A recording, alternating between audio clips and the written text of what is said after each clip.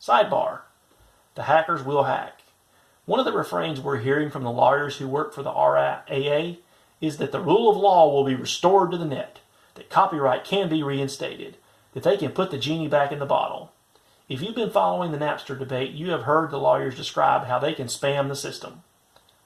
Napster can allow anyone to place a file, usually a song, on its database for others to share. Of course, there's nothing stopping you from taking songs by the Captain and Tennille and label them as bootlegs of the new Rolling Stones record. Some even believe that the recording industry is encouraging this as a way to bring down Napster and even Gnutella. After all, if there's a 50-50 chance you're going to get a life insurance ad instead of Madonna, there's enough reasons to stop right there. Well, the hackers will hack. New software is now smart enough to listen to the files and match the audio fingerprint of the file with what it should be and delete the spam. The point is that this problem is now solved. The point is that anonymous hackers working around the world 24/7 are obsessed with and focused on hacking whatever needs to be hacked. This genie is not going back in the bottle. I'm no Grateful Dead lyricist suggesting that copyright is dead. No, I dearly love my copyrights, and you should love yours. Instead, I'm boldly proposing that in the face of a worldwide assault on copyright, concocting business models that don't rely on lawyers is an awfully smart policy. In fact, if you could be happy without copyright because you own a different, more powerful asset, you're destined to trounce the competition if their only asset is a shaky hold on digital intellectual property. End of sidebar. Face it, the barriers are falling, and they're falling fast. If there are limits to how many competitors you are facing, those limits are going away. There used to be room for just a few movies to open over Labor Day, but when movies are shown on DVD players in my house and yours, there's room for hundreds of millions of movies to open on the same day. Think it's easy to sell banners on the internet? There are 40 million different sites, with more every day. How much of a premium are you, the advertiser, willing to pay for 1,000 impressions on this site instead of that site? That's why the CPM went from $100 1,000 to $1 in less than 2 years.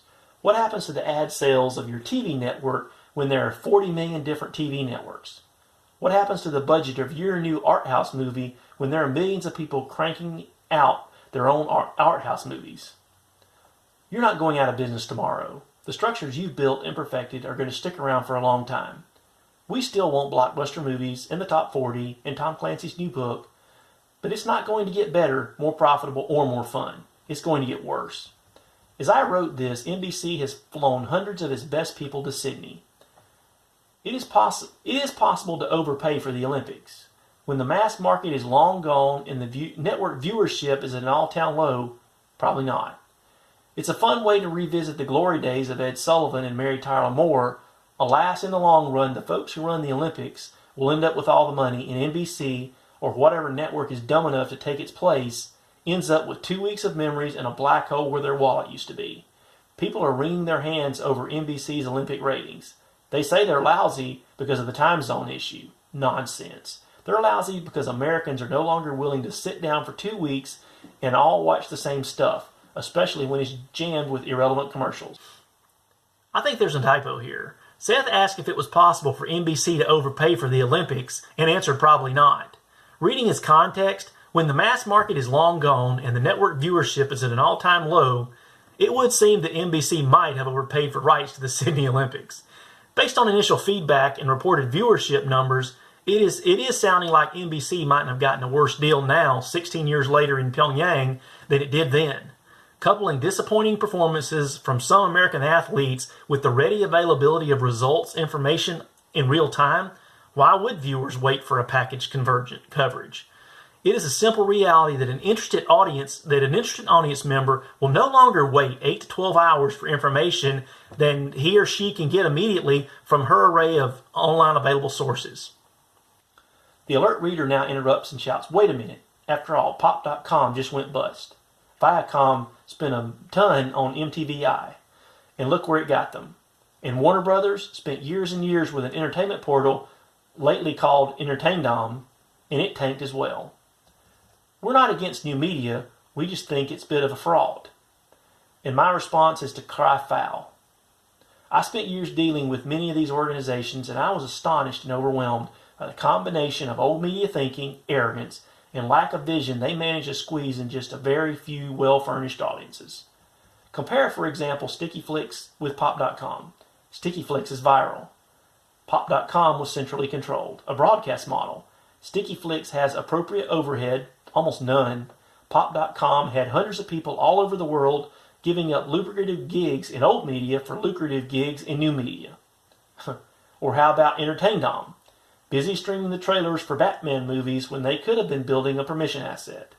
Busy trying to gain mind share among their competitors when instead they could have been working hard to invent fundamentally different rules for the new medium. The key, regardless of whether we're talking wireless or the net or even automated phone services like TellMe, it's all exactly the same goal. Don't bring the old monopoly-driven mindsets to the non-monopoly marketplaces. Just because you can get away with being a bully, do you know who you're talking to? In your current job doesn't mean that the mindset is going to fly in a world where the rules are different. Sorry for the rant, but the new media efforts by most old-line media companies get me quite riled. Instead of using the tremendous assets and credibility they have to launch a brand new business model, they get stuck. And now it's happening as internet companies enter the wireless arena. They don't call it the new media for nothing. So now the good news. Oprah Winfrey launched a magazine in the spring. It has millions of readers starting from zero. Probably profitable from day one. Stephen King wrote a book and more than 150,000 gladly paid him for a chance to read the first chapter. Jimmy Buffett is one of the most successful recording artists working today, and he rarely makes a record. The answer to your monopoly problem is to create a new monopoly. I call it the permission monopoly. Here's how it works. Everyone has a limited attention span. We can't all read the books we want, listen to all the music we want, go to all the movies, so we filter, we ignore, we procrastinate, and we hide. Have you heard the new album from Bill Frisell? Read Descartes' Error? Seen Kruper? Didn't think so. No time, of course. If someone you trusted insisted that you spend the time to try them out, you might. Of course, if they were created by people you'd liked in the past, you'd be more likely to try them out. If you could try them out for free, you'd be more likely to try them out as well. In the past, Tower Records or Tattered Cover or WNEU or General Cinema was appointed by default as the arbiter of what we'd pay attention to. If it got played on the radio, we heard it. If it was by the cash register, we saw it. If Brandon Terracroft liked it, we watched it. In today's million-channel universe, though, these arbiters are a whole lot less powerful. Now maybe I want Slate to recommend it. Now maybe the programmer of my internet radio station has to queue it up. So without powerful arbiters, it's way harder for powerful media companies to modify the marketing conversation, way harder for 10 well-funded salespeople to get shelf space everywhere that matters, way harder for a crack PR person to get you a review in just the right publication. What's a megalomaniac media mogul to do? The wrong strategy, it seems to me, is to go to court and try to stop the leaky bucket. It also seems like a mistake to call the authors and filmmakers and others who abandon you crazy or short-term focused, or to say, well, they can get away with that, but the others can't. The defectors know something you don't. The defectors know that if they hurry, they can build a new monopoly, a monopoly you can't control. They know that if they can build a direct and long-term relationship with the end user, one that will survive competitive incursions and will last a long time if they hurry. And so learn from these folks. You should hurry. You must hurry. If you understand that the game is radically and permanently being changed, you can go out today and start building mutually beneficial relationships with your listeners, readers, watchers. You can offer these folks something of value in exchange for their attention. You can then build a new monopoly. Keep this point in mind. We'll come back to it at the end of this episode, but for now, I think there is still untapped and gold-rich territory for those willing to dig. Imagine trying to get Bill Clinton to allow you to publish his new autobiography. What happens when you can say, we have a permission-based relationship with 32 million Americans, all of whom look forward to hearing from us every 2 weeks with our hot new book offerings?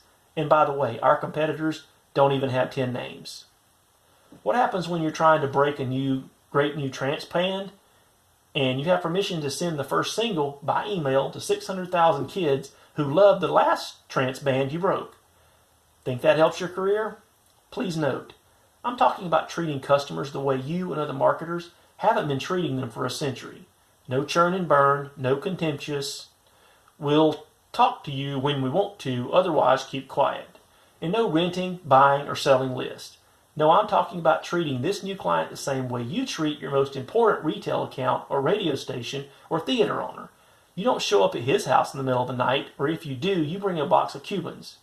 You don't send them an email spam or call them over the phone over and over again. You have a relationship. You understand that every interaction has to benefit both of you or the relationship is over. If you're going to build a monopoly on consumer attention, you'll need to do the same thing. Here's how I boil it down to as few words as possible. Number 1, make it easy for your happy users to tell as many of their friends as possible. Number 2, give away free samples early and often. Number 3, get permission from anyone who likes what you do to follow up with anticipated, personal, and relevant messages that benefit you both. Number 4, if this requires changing what you make or what you charge for, fine. Number 5, if steps 1, 2, and 3, and 4 mess up your current business model, fine. Frankly, I would argue in 2018 that if your objections are truly number 4 and 5, then the response is no longer just fine. If following steps 1 through 3 means you have changes to make, what you charge for it, and it messes up your business model, tough. We've seen what happens to industries that bitterly cling to their glory days of monopoly operating models. They changed or died, and so will we. You'll notice that the one form of media I haven't talked about very much is magazines. Why's that? Because magazines already get it. They know that a magazine without subscribers is bankrupt. They know that newsstand sales are fine, but subscriptions pay the bills. Editors of magazines have a great time because they spend all of their time finding writers for their readers. Everyone else in media spends their time finding readers for their writers. And when you farm instead of hunt, when you obsess over satisfying happy and loyal customers, your business is more profitable and more stable. You're a satisfied monopolist. Someone called Joel Klein. The new monopoly of the future is permission. Permission to talk to your customers directly about new stuff, permission to teach, permission to ask, permission to learn. If you have that monopoly, you profit over and over and over again. Permission marketing. As I'm reading this sidebar, don't forget my historical reminder from episode 1. The iPod at this point is 4 to 5 months old, and the iPhone is still a good 5 years away. In viewing Seth's ideas on Napster, tell me it's not impossible not to keep thinking Apple Store and Google Play Store. Sidebar. The Napster debacle. A lot has been written about Napster, and most of it seems to say, hey, we know it's against the law to copy stuff wholesale, but the record companies better get used to it, because it's not going to go away. This may, in fact, be true, but I think it's more interesting to come at it a different way. The record companies should want this to happen. A long time ago, radio was a threat to the recorded music business. The logic was that once people had a radio and could hear the music for free, they'd stop buying records. Obviously, this wasn't true. A few decades later, the record business was so obsessed with radio airplay that they actually started paying radio stations to play their music for free. When MTV came along, the same cycle repeated itself. The labels were aghast that they were expected to pay to make expensive videos, which MTV then got to play for free. Wrong again. They learned their lesson and now compete heavily for airplay. Napster offers yet another sampling mechanism, yet another chance to spread the music. This time, though, it takes advantage of peer networks. It isn't about the program director who gets to decide what's going to be a hit. It's the kids. They'll spread it from person to person if it's good, regardless of how much or how little promotion it has behind it. What a boon to musicians. What a headache for the labels. Problem number 1 is that money and a navel-exposing video is going to be a tricky substitute for a great riff or intense lyrics. You can't buy your way to success on a peer network. Problem number 2 is that once the fidelity and user interface gets a little better, the computer will probably eliminate the need for a compact disc player. Now, if you're a record label and you realize that 90% of your income comes from selling polycarbonate discs in jewel boxes, you better be pretty nervous about a future where I don't need to pay money to buy your plastic. But instead of fighting this sampling device the way you fought every other sampling device, maybe it's a way to redefine your business so that you make more money and have more fun. What happens if you cut a deal with Napster and make it easy for listeners to subscribe to groups they like? To create a communication bridge between users and musicians and their label. Here's a bridge that never existed before. Now, suddenly you know everyone who loved Ricky Lee Jones' new album, and you have permission to contact him. What's that worth? Well, let's see. You can sell way more copies of her next album, assuming people are still buying CDs. Drop a note to all her fans with a link to Amazon in it, and bam, bestseller status in one day. You can sell digital versions of new songs to people who want to hear them first. No need to wait for albums anymore. Ricky Lee Jones says, if I can find 50,000 fans willing to pay me $10 to go to the recording studio and do them an album with Willie Nelson, I'm in. Now the listeners can choose to pay to get first dibs on the new record. You can sell t-shirts and other souvenirs. Don't smirk. My $40 book was a souvenir of the digital version, and it sells just fine. You can alert people by zip code of when Ricky Lee Jones will be in their town. Imagine being able to sell the 97,000 Ricky Lee Jones fans in the New York area that Ricky's coming to a big gig at Roseland. Think it will be hard to sell 3,000 tickets? You can start a custom digital radio station that play new and unique music from artists I'm sure to like. Suddenly instead of finding listeners for your label's music, you're finding music for your label's listeners. Is this going to be as certain and as comfortable and as predictable a business as you have now? No way. But your monopoly is gone, my friend.